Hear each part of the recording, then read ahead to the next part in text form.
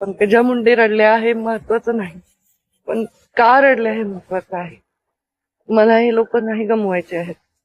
पराभवानी विजयाने मी हालणारी नाही, पण अशा गोष्टी मला खूप हादरवून टाकतात. त्यांची मुलगी जेव्हा तिच्या वडिलांना काय आप्पा बाबा म्हणून रडत होती, तर मला खूप अस्वस्थ झालं, कारण तिची वेदना मी समजू शकतो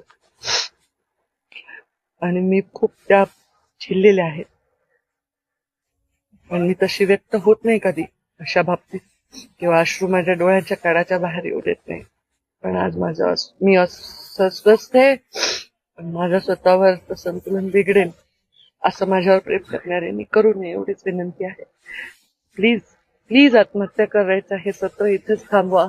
आणि जे काय तुम्हाला ते बळ येतं ना आत्महत्येसाठी, मुलांना खूप हिंमत लागते आत्महत्या करायला. रडक्या बेकड लोकांचं गाण्याचं वाटणं वेगळं आहे, पण ती हिंमत माझ्या